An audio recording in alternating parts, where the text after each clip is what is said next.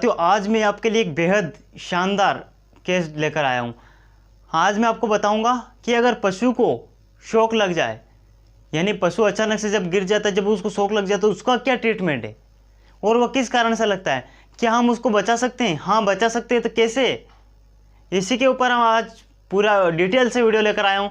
तो आप वीडियो को अंत तक जरूर बने रहें, क्योंकि अगर आप आधा अधूरा वीडियो देख लेंगे तो आप पशु को शायद नहीं बचा पाएंगे। अगर वीडियो पूरा देख लिया है तो आप 100% उस पशु को फिर बचा पाएंगे।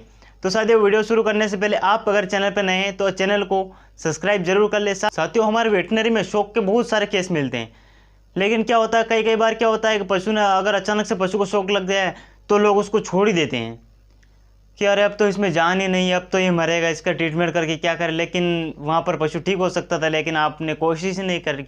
अगर आप कोशिश करते तो हो सकता है पशु जीवित जाता है और पशु हकीकत जी जाता है, क्योंकि अगर आपने उसको सही ट्रीटमेंट, सही डायग्नोसिस, अगर सही आपने उसको ट्रीट कर दिया तो पशु 100% ठीक होगा।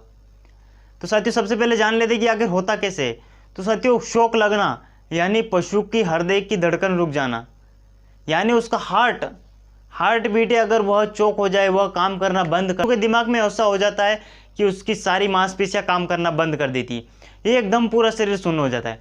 यह किन कारण से होता है? या तो कोई भयानक अगर पशु ने कुछ डर देख लिया है उसकी वजह से हो जाता है। अगर पशु के शरीर में पानी की कमी हो गई, डिहाइड्रेशन हो गया है, तो भी पशु शॉक में चला जाता है। अगर पशु को गंभीर चोट लगी और कई सारा खून उसका बह गया है तो भी शॉक में चला जाएगा पशु। ऐसे बहुत से कारण हैं। जलने से पशु शॉक में चला जाता है, भारी भयानक वस्तुएं देखने से, और भारी पेनिसिलिन ग्रुप की एंटीबायोटिक का यूज़ करने से भी पशु शॉक में चला जाता है। माइफेक्स लगाने से भी पशु शॉक में चला जाता है। आपने सुना, जब माइफेक्स लगाते हो तो पशु का हार्ट बीट रुक जाता है, उस टाइम हार्ट काम करना बंद कर देता है, तो उससे क्या पशु फिर शॉक में चला जाता है। अब बात करते हैं अगर शॉक के सिम्टम्स क्या है, इसके लक्षण क्या है। साथियों, इसके लक्षण सभी को पता है, लेकिन कई भाई चूक कर देते हैं। वह हाइपोकैल्शियमिया में इसको छोड़ देते हैं, हाइपोथर्मिया में इसको लपेट लेते हैं। ऐसी बहुत सारी डिजीज़ है कि इसमें उसको साथ लपेट लेते हैं कि अरे तो इसमें ये हुआ है। आज आपको मैं सटीक इसका डायग्नोसिस बताऊंगा कि आप इसको पूरी रूप से डायग्नोसिस कैसे करेंगे। क्या होगा, पशु ज़मीन पे लेटता है। यह तो सिम्टम्स हमें सभी को ही पता है कि जब पशु को शॉक लगता है तो वह ज़मीन पे लेट जाता है। सबसे पहले तो पशु लेटेगा। अब लेटने के बाद आपको डायग्नोसिस कैसे करना है। लेटेगा, आप उसका तापमान लें, उसका तापमान आएगा डाउन, ऐसा नहीं कि ऊपर चला जाएगा, उसका तापमान डाउन होगा। जब भी पशु को शॉक लगता है तो उसका तापमान में गिरावट आती है, उसका तापमान घटता है, बढ़ता नहीं। तो आपको उसका तापमान यानी उसका टेम्परेचर आपको ठंडा, यानी उसका पूरा शरीर आपको ठंडा मिलेगा। जैसे ही पशु अचानक से शॉक लग के अगर पशु नीचे गिरा है तो आप 10 मिनट बाद भी अगर उसका टेम्परेचर लेंगे तो उसका टेम्परेचर नीचे गिरे वो मिलेगा आपको, यानी उसका टेम्परेचर डाउन हो जाएगा। और रही बात दूसरे केस में, पशु पेशाब भी कर लेते और गोबर भी कर लेते, लेकिन शॉक वाले केस में पशु ऐसा कभी नहीं करेगा। जिस पशु को शॉक लगा है वह पशु ना तो गोबर करेगा और ना ही पेशाब करेगा। ये मुख्य सिम्टम से ध्यान रखना। अगर आप 1 घंटे या आधा घंटे लेट भी पहुंचे पशु को ट्रीटमेंट करने, तो आप पशु मालिक से पूछिए कि कहीं इसने लेटरिन की थी, पेशाब किया था लेटे लेटे ने। अगर लेटे लेटे ने पेशाब किया था तो वह शॉक का फिर केस बिल्कुल नहीं, वह किसी और डिजीज़ का केस है। तो आप ये सिम्टम्स ऐसे जिनसे आप उसकी परख कर सकते हैं। और इसके अलावा पशु कोमा में चला जाता है, ये तो ही सही, यानी पशु को आप कुछ भी देंगे तो पशु को बिल्कुल ध्यान नहीं रहेगा। जब पशु शॉक में चला जाता है तो हमें ऐसा लगता है पशु मर गया। कई बार लोग तो छोड़ के ही भाग जाते हैं, अब तो मर गया, इसको क्या करेंगे, ना तो ये सांस ले रहा, ना कुछ नहीं कर रहा है। आप जब उसकी म्यूकस को देखेंगे तो म्यूकस एकदम से आपको वाइट मिलेगी। आँख की आप म्यूकस मेम्ब्रेन को या योनि वल्वा को या पशु के मुँह को खोल के देखेंगे तो आपकी उसकी सभी म्यूकस वाइट मिलेगी, सफ़ेद कलर की मिलेगी आपको उसकी सब। साथियों, अगर कहीं पशु को चोट लगी और उस चोट लगने के कारण और कहीं सारा खून बहने के कारण पशु को शॉक लगा है, तो वहाँ पर आप इसको डायग्नोसिस कर सकते हैं कि हाँ, पशु को यहाँ पर बहुत गंभीर चोट लगी है और इसके 2-4 लीटर खून भी बाहर निकल गया है। तो वहाँ पर आपको शॉक का ट्रीटमेंट कैसे करना है कि पशु को ब्लड चढ़ाना है। अगर चोट लगने की वजह से पशु कोमा में गया है तो आपको वहाँ पर ब्लड चढ़ाने की ज़रूरत है। आप केवल 2 से 3 लीटर तक उस पशु को ब्लड चढ़ा जाए, पशु अपने आप ही बिना कोई दवा के, एक इंजेक्शन के बिना ही पशु ठीक हो जाएगा। कुछ भी लगाने की ज़रूरत नहीं है आपको।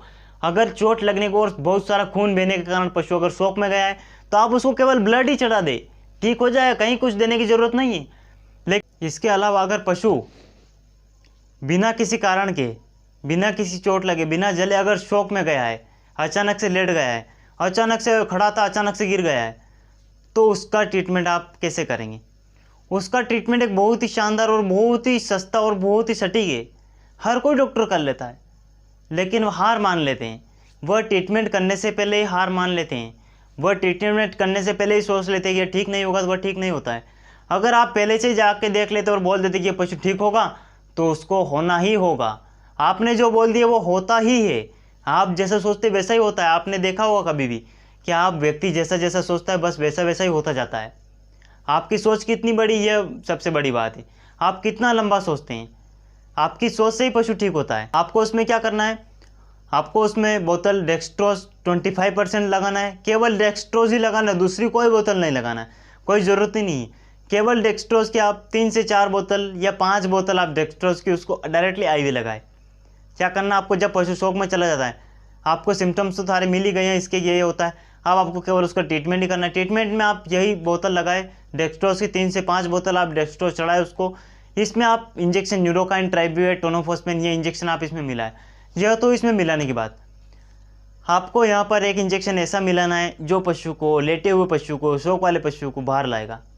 आपको यहाँ पर माइफेक्स का और बोरोग्लूकोनेट का उपयोग बिल्कुल नहीं करना है, क्योंकि माइफेक्स अगर आपने जरा सी भी ज़्यादा स्पीड में लगा दी, बिना वजह से माइफेक्स लगाना पशु की मौत का कारण बन सकता है। और ख़ासकर इसे शौक के केस में कभी भूल के भी अगर पशु लेट गया है, बिना कुछ सिम्टम्स भी नहीं आ रहे, बिल्कुल लेट गया, ऐसा लग रहा मानो मर गया, तो उसमें आप कभी भी कैल्शियम मत चढ़ाना पशु को, माइफेक्स मत चढ़ाना, और खासकर हाई स्पीड में मत चढ़ा देना कभी।